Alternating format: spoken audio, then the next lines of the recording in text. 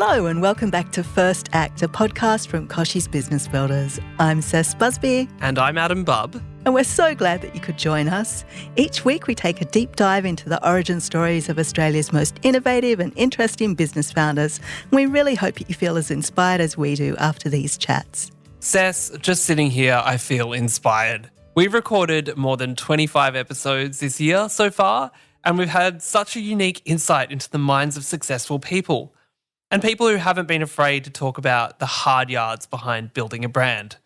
Today's guest is one of the most fearless and exciting entrepreneurs I've met in a long time. So accomplished that she's been on Richard Branson's Necker Island twice. Oh, how do I get that invite? Yes, that's right. Leela Cosgrove is not your average entrepreneur. Growing up in Housing Commission in Brisbane, surrounded by a climate of violence and drugs, Leela had the odds against her. Yet with considerable hustle, she started her first venture nearly 20 years ago and now runs a multi-million-dollar business growth consulting firm called Strategic Anarchy. She runs a media company called The 8% and a sales tech company called Iron Cage. And she owns Australia's largest witchcraft supply store, High Priestess. She's passionate about helping more women succeed in business and shatter any barriers that may be in their way. And Leela is bringing this mission to life as the Australian chapter leader of the Dell Women's Entrepreneur Network, DWEN, and with the Women's Leadership Festival in Melbourne this October. Welcome, Leela. Thanks, guys. Quite the intro. I was like, wow, okay. I know. Are you impressed with yourself? Yeah, because it's like that, right? Like you don't really think about yourself and then someone says stuff and you're like, oh, I do a lot of things. You do the stuff, you give yourself some credit, Leela. We're not talking about some Leela over there. Not a lot of Leelas. It's a fairly singular name. Well, Leela, we are so excited to have you on the show today. We always start with our first act icebreaker. So your icebreaker for today is, who is the most inspiring woman you've ever met? Oh, God, there's some good ones there. I've got to say probably Amal Clooney. The first time I was invited to Necker, Amal and George were there for the 4 days. And she is just such an incredible person across every level, like this, doing all of this insane human rights activism. She's representing victims throughout The Hague and just doing the most amazing work, particularly for women and women's rights. And on top of that, like a genuinely nice person, like a really sweet, kind, nice person. So yeah, I'd say she's definitely up there. I'm just imagining what those conversations around the dinner table would have been like, because Amal has just done so many amazing things on the world stage. Yeah. She's just a really incredible person on every level, but was super surprised and blown away by how really like genuinely lovely she was on top of that. Just like a really kind woman who's also really honestly about supporting other women, because sometimes women say they're about supporting other women and then it's like, yeah, until it behooves you not to. But she's one of those women who really has other women's backs, and it was just like a real pleasure to get the opportunity to get to know her. Yeah, it's all about the actions and not just the words, and that's really, that kind of leads us neatly into what you're doing with the Women's Leadership Festival. Before we get into your backstory, can you just give us a quick spiel about what that is and who it's for? Absolutely. So I kind of knew through 2020, I'm in Victoria, regional Victoria, not quite Melbourne, so not quite the same, but close. Through 2020 and 2021, I really kind of knew I wanted to put on, once we were able to, a big event again. And I knew very much that for me, it was something I wanted to focus specifically around the challenges that women were facing from a leadership position, particularly because I kept going to these events pre-COVID where the conversations on stage would be things about how women just need to have more confidence or women need to learn how to draw boundaries. And I looked at that and I was like, I'm not saying women never have confidence issues, but the idea that you're, C-suite in corporate or running a business and you lack confidence is this like bizarre, almost kind of trying to turn the issues back onto women way of thinking about things, right? Like, I don't think the issues that women are having in society is because they lack confidence or because they can't set boundaries. I think it's one thing to set boundaries. It's another thing if nobody wants to pay any attention to them. How do you further enforce those? Like, I know so many incredible, confident women, but they don't get the same kind of airplay that guys get. And the idea that that's just a lack of personal, chutzpah or whatever is quite crazy to me. But so I wanted to do something different. I wanted to have real conversations curated by women, had by women. I wanted to bring the audience into the conversation too, because I know from having run a lot of events over the years that there's always a wealth of conversation and wisdom within the audience, not just on stage. And so that's kind of how the Women's Leadership Conference was born, is that over 2 days on the 25th and 26th of October in Melbourne, we'll be having these conversations each day. We have 3 panels, but then in the afternoon, we have space where everybody can come together and sit and discuss the issues that, the panelists and the attendees, and really look at how do we work together to create movement on climate change? How do we create movement on, the issues that women are facing with microaggressions in the workplace? How do we work together to support one another? Because to me, women's genius is in community. That's where women shine. It's where women excel, is in creating communities and supporting one another in that way. So let's talk a little bit about your own journey to becoming a business leader. It's been not the most conventional one. I mean, we mentioned a little bit about your background in the intro. Can you paint a picture for us of what your life was like while you were growing up? Yeah, so I grew up in a suburb called Zillmere in Brisbane, which was a housing commission estate. And, it was pretty rough. I mean, we moved there from Sydney in 88. And at the time, the primary school I was going to, like, half the kids didn't wear shoes to school. Like, it was really like Wild West stuff out there. And it was a pretty rough area. I mean, our graduation party in year 7, there was drugs, there was alcohol, there was 22-year-old guys wandering around, there was people having sex in bedrooms. I was just like, calling my parents up going, I'm really not prepared for this. Can you come get me? Like, it was intense. This was for a bunch of 12-year-olds. So, it was like, it was a intense area, a lot of drugs, a lot of violence, and a real kind of thought that, and a rhetoric that anybody who grew up in that area was basically doomed to, repeat that cycle, repeat that poverty cycle. So how do you think you managed to break that cycle? Where do you think you got that entrepreneurial spark from? Oh, look, 10 out of 10 is my parents, right? It's absolutely, I always say, when it comes to growing up, when it comes to children, love is good. It's obviously important. But the number one most important thing is that my parents kept me safe. And they really focused on my safety and making sure that, in situations like that, they would come pick me up. And my mother also, when I was growing up, my mother and my grandmother, while we were living in Sydney before we left, when I was very young, ran a bookstore, just a little secondhand bookstore, never made any money. But in those very formative years, my role models, my 2 strongest female role models in my life, ran a business. And so it never occurred to me that I wouldn't. I always knew that I would. And I was, 16 years old, and the other kids in my class were working at McDonald's, and I was dressing up as a fairy for kids' parties and running around at kids' parties as a fairy and getting paid for that. I was always like, from a very young age, from the time I was probably 8 years old, 9 years old, I always had some kind of a hustle going on. I was always selling something, making something, doing something. Like, I knew from a very young age that business was something that I wanted to do. What was the first thing that you made and sold? Oh, you know what? The very first thing, I probably would have been 6 years old. I decided to do a colouring in competition for school. So I charged people like 50 cents to enter. And I got everybody in my class to enter. And I got my dad's a printer. So I got him to print out some kind of, colouring in sheets. And I got everybody to enter, and then I gave them some kind of terrible, like, $1 prize. So I made some money off that. I made like $20, which, in 1986 was not bad for a 6-year-old. Like, it was good. That's not bad at all, Leela. So how do you go from colouring in to, becoming a fairy to launching your first business, Leela Cosgrove Consulting? Yeah. So it was an interesting set of circumstances where I was so bad at corporate life that I was relegated to temp jobs because basically no one would give me a reference because I just had such an attitude problem about how I knew how to do everything. You really want your 18-year-old receptionist to know everything about everything. That's always a very valuable trait to have in a corporate setting.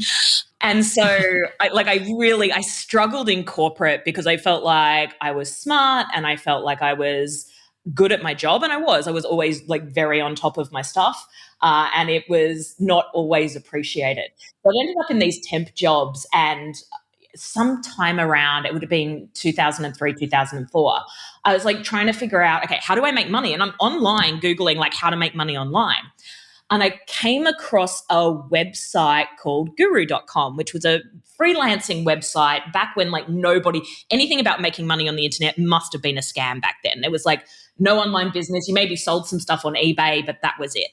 And I found guru.com and put a profile up on there. But most of the people who were on there were American. And if you weren't from America, then obviously you were some kind of scammer.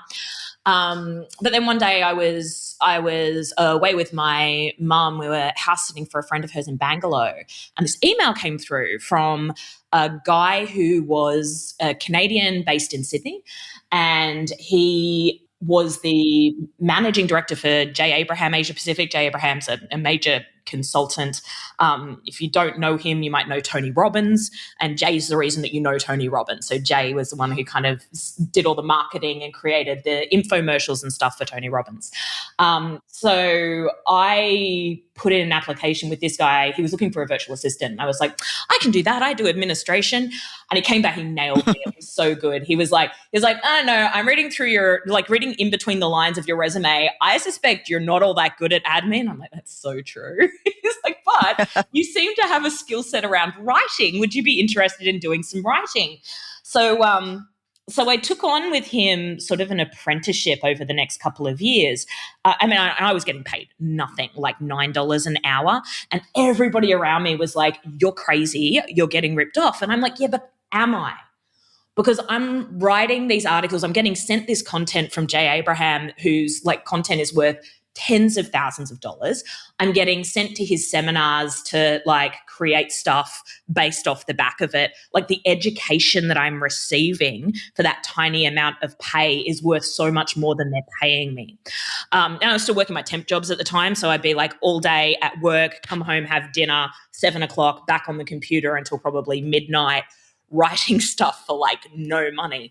And it was hard work. And the guy I was working with, my mentor then, was very exacting. He was really like, that's wrong, do this again. Like he was really on top of me. But also that sort of 3 years I spent working with him, 3-4 years I spent working with him was such a crucible. I learned so much of what is now the foundations of kind of business, and made a lot of like really good connections and network that were crucial in me being able to grow my business. So coming from a background where money was scarce, what did making your own money mean to you? Yeah, it's funny because a lot of people I deal with now have a lot of like, oh, I don't know, don't charge for things or don't do stuff. And like this was never an issue for me. I just always wanted to make all of the money. And when you grow up in a household, all the money, literally all of it. I want every single piece of it. Give it to me.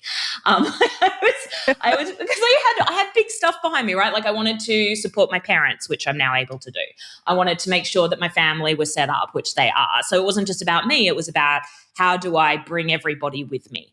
And so like having that money was a really big deal. And I worked really hard for it because I didn't have that, too much. I didn't have the luxury of that middle class guilt around money.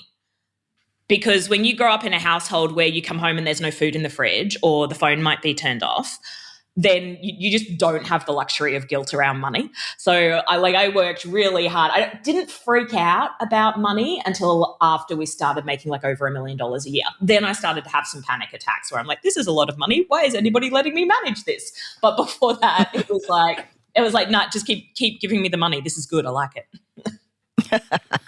So, in keeping with that, in 2009, you started Strategic Anarchy, an internationally renowned sales, consulting, and training business. So, what was the aha moment that got you there? What made you want to share those sales tips and trends and tricks to help other people make money when you want all the money? All the money. It was actually really organic. So, I mean, when I was freelance writing, people would come to me and they'd be like, okay, but like, how do you put together a unique value proposition? And so I started kind of teaching that. And then they'd be like, all right, but what do I do with that with my marketing? And then I started teaching that. And then it's like, okay, but now I've got all of these products. How do I actually sell them? And so we started teaching that. And we kind of really let the market guide us. And something I say to people a lot if they're sort of starting out and they're early in business is I'm always like, start with service. People want to jump into being a consultant when they don't have experience or they have corporate experience, which is fine, but doesn't really translate to small business. Like starting with service, starting with some kind of done for you, freelance writing. I was doing product creation for a long time for people. That gives you a foundation of really understanding what you're doing, but it also helps you organically understand over time what the pieces of the puzzle are that people really need. And that's always been how we've created our products and how we've kind of moved and evolved our business is we look at like, what do the people in our community need next? What is there not enough of happening in the marketplace? Where is like I said, with Women's Leadership Conference, I look at the conversations. I'm such a mismatcher, right? I see the conversations everybody else is having and I'm like, well, I disagree with that. I'm going to do something different. And very much we look for the places. And Richard Branson said it to me as well. He's like, look, we never go in looking to make the best product. We never go in looking to make a lot of money. He's like, we go in to look at where a market is not being served. And that's very much the organic approach we've taken over the years. That is such an interesting point you make about helping people fill a market gap. One of those things, you do that in your work. You're passionate about helping people grow their businesses and sell more. But on your website, you have a quote that says, entrepreneurs, not governments, change the world. Yes. How do you link those goals of profit and purpose? I just don't think there is any separation between the two. Yeah, like the best advice I have for helping the poor is don't be one of them, having been poor, right? It doesn't... I think because I've never had the luxury of middle class guilt. For me, it's very obvious. Like if I wanted to do things in my life, when you're poor, when you can't keep the lights on, when you're worried about how you're going to keep a roof over your head, food on the table, you can't think about purpose. You just don't have the capacity to think about those bigger issues because all of your energy and focus is taken on just keeping your head above water. To be able to like truly support other people, to be able to truly create impact and change, you need to be in a position where you're able to do that regardless of money, right? I refer to it as a Robin Hood. Don't steal from people. But if you sell to the rich, then you're able to give to the poor. I actually do a lot of that. I was working yesterday. I'm working with a company in Indonesia who are an organic skincare brand. And I'm able to do, what I would charge regular clients 15 grand a month for with our branding agency. I'm able to do that for them for free because I have the money from other businesses. I have staff. I have capacity to be able to support a business that's supporting women, supporting local businesses in Indonesia, helping save the rainforest in Sumatra. Like I'm able to do that because I have the capacity to do it because I've gone and made the money. So like I see absolutely no separation between cash and purpose. In fact, I think you can't fully achieve your purpose if you're not abundant in every way. Oh, bring on the abundance then, I say. Now, we'll be back with more from Leela Cosgrove after this short break. We are back with Leela Cosgrove. Now, we talked about profit and purpose. Your philanthropic efforts landed you not one, but 2 invites to Richard Branson's Necker Island. How? Look, I was really lucky to have a mentor it would have been 2015, who had been herself, who got an invite, wasn't able to go, and recommended me. So it's one of those things you kind of need to know someone who knows someone. And then, there's a donation to be made and also philanthropic work to be done. They interview everybody to make sure, I guess, that you're not having any crazy kind of psychos, which is probably a good move. They do a very good job of that. They do curate a really amazing group of people. But yeah, that's kind of it. You got to be like not a crazy person, be doing some good sort of philanthropic work, and be the right kind of mix for the kind of people they're looking for. So what do you think you learnt while you were there? What was the most valuable lesson in your time on NECA?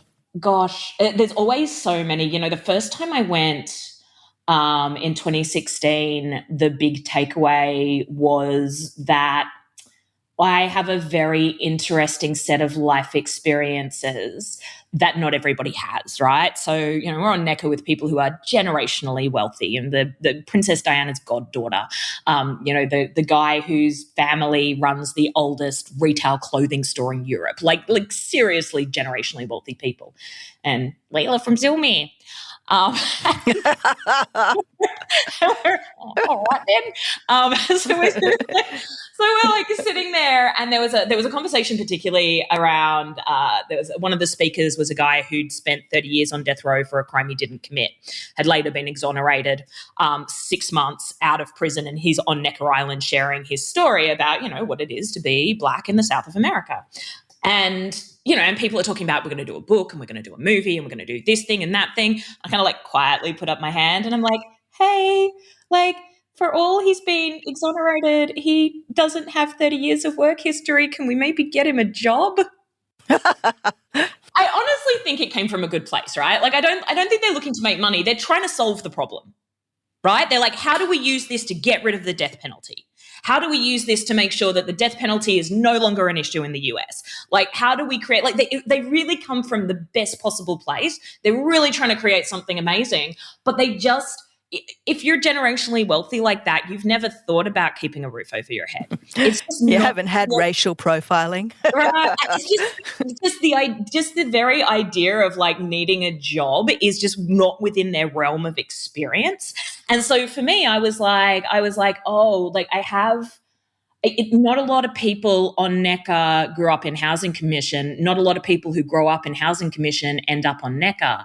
And that gives me an interesting ability, and in that ability, a responsibility to walk between two worlds. Yeah, to be able to navigate both and to translate between the two. And so, I really took that seriously from sort of 2016 after that experience, and took that a lot to my philanthropic work going forward. Is how do I translate between these two worlds so that people really understand the experience of both? Because I think, for a lot of middle class people, there's a story that, if you're on the dole, you bloody dole bludger. If you're in Housing Commission, it's because you're a druggo. And what I know from growing up in Housing Commission is that the cycle of poverty isn't just financial, it's trauma-induced. Yeah, it's a cycle of trauma. And it's not so easy when you understand the kids I grew up around. You understand their stories. You understand the parents who didn't keep them safe, and quite the opposite. You don't end up hooked on drugs and living in Housing Commission for no reason. There's always some kind of history of trauma there, often that started very, very young. And so, that gives me an insight that maybe not a lot of people have, that I'm able to sort of translate between those worlds and change the way that people think, but also bring some sort of humanity to some of the philanthropic works I do, where people are really excited to do stuff, but let's make sure that the stuff that we're doing is actually practical and helpful and hitting the real problems. So what was the reaction when you were like, how about we get him a job? Oh, bless them. They were all like, oh my God, you're right. Bless them. They were all just like, oh my God, you're so right. I'm like, yeah, maybe some therapy as well, because that's a lot. And bless them, they were all like, yes, and they were straight on it. Because again, best of intentions, just not really within their realm of experience. Now, speaking of things that are probably outside a lot of people's realm of experience, we need to talk about High Priestess. Now, how did you get into witchcraft? So I come from 3 generations of psychics. So my grandmother, for my 14th birthday, gave me a Ouija board and a pack of Aleister Crowley tarot cards, which, like, Aleister Crowley, not appropriate for a 14-year-old at all, but that was not appropriate. And then my mum is more of my mum and her best friend were like more sort of 70s new age hippies. My mum's best friend moved to Bangalore in the 80s and Stevie Nicks White Witch kind of style. Like, yeah, exactly. Like full 70s. Like they were reading, auras at the Bangalore markets in the 90s. Like, so I come from a line of psychics. And the High Priestess actually came up as it was a ex-client's business, and she had some issues, wasn't able to keep it going last year, and was just like, I'm going to close it down. And I was like, well, I don't know, man, I'd buy it off you. Like, why not? I don't have enough I'm only running 3 other businesses and, chapter leader of Dwen. Like, I've got plenty of free time. Let's add an e-com business to everything we're doing. So we bought that. I mean, it was a business that was doing very well previously, but it had some challenges, particularly through COVID and, based in Melbourne, and supply chain and stuff like that just got really, really difficult.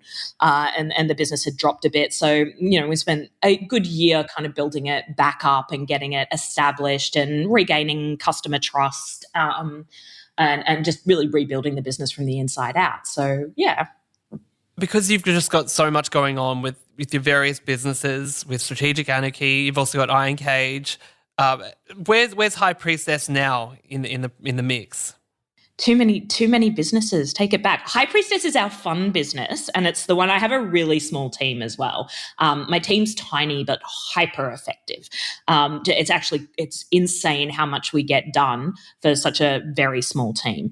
But like High Priestess is doing great. We're really bouncing along. My plan with it always had been to kind of transition from e-com specific into, like, my background is information products, events. I know how much money can be made in that space. And this is always what I'd said to my client who owned it originally. I'm like, the problem with product-based businesses is the margins are so slim. Like, they're so tight. Whereas consulting, events, you can be looking at 20, 30, 40% profitability.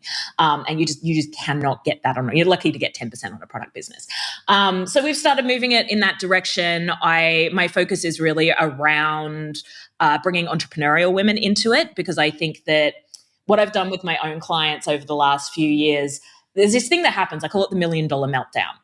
When your business reaches that first $1 million, I mean proper $1 million, like $1 million in cash through your bank account in 12 months. Yeah, like not over 10 years or whatever fancy numbers people are using, but like that.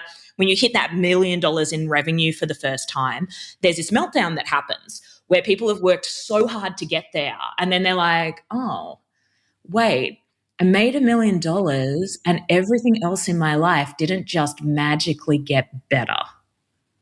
I really thought that if I made $1 million, like, I'd be happy and everybody would love me and everything would be okay. And then they go into like full scale meltdown. And typically what they do at that point is like, okay, let's make $2 million, $5 million. And then they hit those goals and it just keeps getting progressively worse. And I love working with those clients because that's where I was myself when I hit that first $1 million. And then our second $1 million, it was actually coming from the background I'd come from. The last job I'd had, the most money I ever made was like $60,000 a year. And all of a sudden I'm managing $2 million a year. And I used to say to my partner, I'm like, who's giving me $2 million a year to manage? This is ridiculous. I don't know what to do with $2 million. What do you do with $2 million? And so that meltdown kind of continued until I got back in touch with my spirituality. So, I kind of walked away for a while I was getting the business sorted and really sorting out my material life because I knew that was important to me. And when I came back to sort of my spiritual practice, it really helped me to navigate those ups and downs and those sort of, what's going on in my head. I don't really understand all of the things that are happening. That and therapy. I don't underrate therapy and spiritual development, do all the things. But that's really where High Priestess is kind of going, is like, how do we help these entrepreneurial women who get, badass achievers and then they hit the goal, and we call it the tyranny of the achieved goal, right? And then it's like, oh, that was supposed to make me happy and it didn't. And now what do I do? So behind the scenes, you've got a really super supportive partner as well. You just mentioned your partner. How important is it for men to come along on this journey of helping support women in business too? Look, regardless of whether it's a man or woman in business, right? Like the most crucial thing as to how successful you will be is the supportiveness of the people around you. Yeah. So, whether that's partner or family or whatever. I have seen, a lot of women over the years. I've been in the consulting space now for 13 years, and I've watched there's two very distinct groups, right? You've got the women who make a shit ton of money, and their partners are just insanely supportive, and they're just sitting there being like, "You go, you do what you need to do. If I need to take time off from work and take care of the kids, I can do that. You just need to do what you need to do because I think you're magnificent, and the world needs to see it." And then unfortunately you get the other side, which is the guys who are quite threatened when women make money. And there's a study that actually came out last year that said that when a woman out earns a man, the likelihood of domestic violence goes up by 28%, which is a shocking and really, really difficult statistic, but also very much backs up my experience of the world.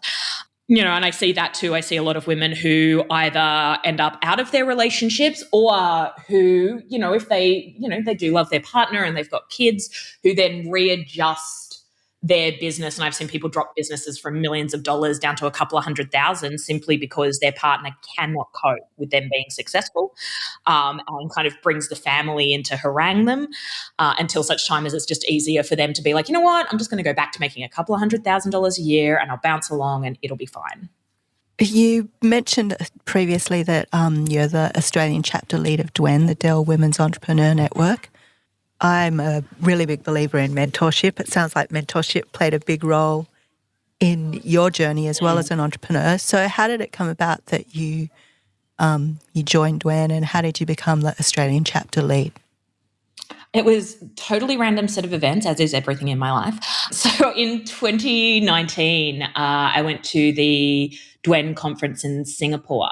And it just happened to be, I was going over to the UK, and on the way back, I was like, oh, there's this DWEN event in Singapore.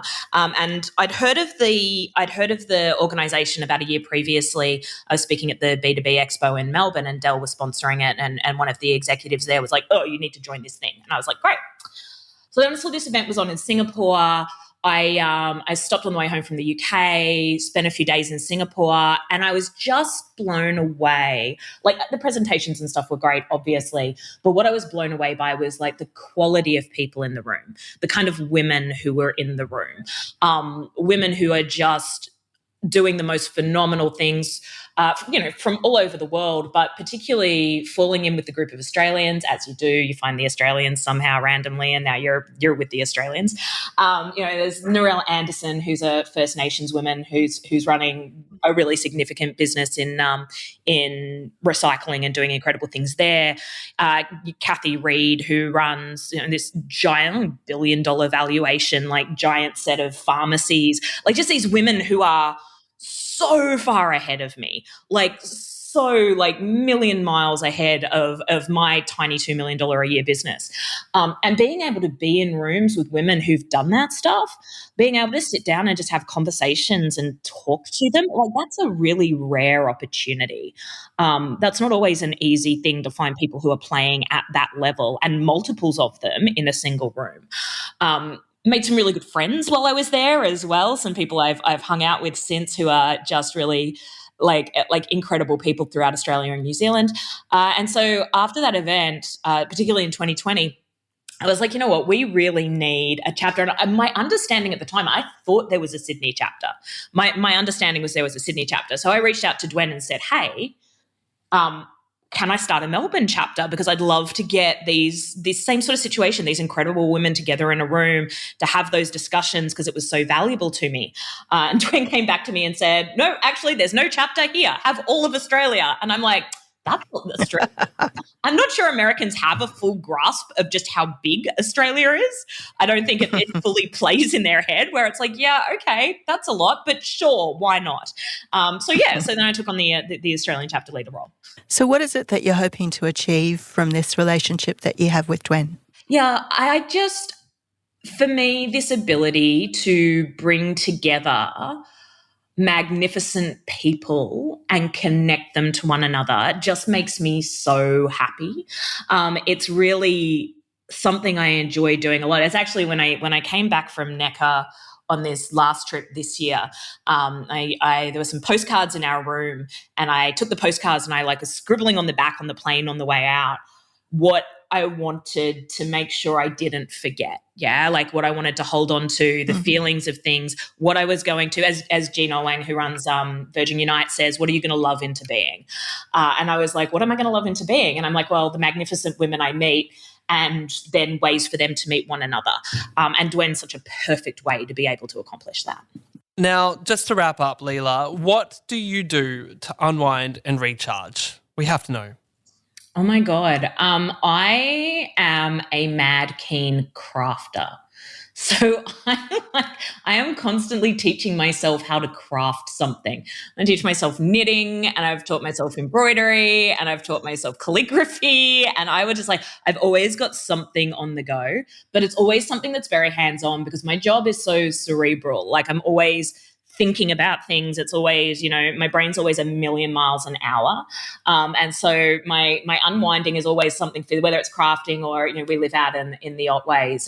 So hiking, forest bathing, anything that's sort of physical and grounded. I'm such a Taurus, physical and grounded, and just really, just doing something, because so much of my job is just sitting at a computer, staring at a screen and typing away. That's all we have time for today. Head to leelacosgrove.com to find out more about Leela's work as an entrepreneur, speaker, author and business leader. And head to dwen.com to join the Dell Women's Entrepreneur Network and find out about the Women's Leadership Festival. And thank you for joining us for another episode of First Act. Thanks for having me. And be back next week for another First Act conversation.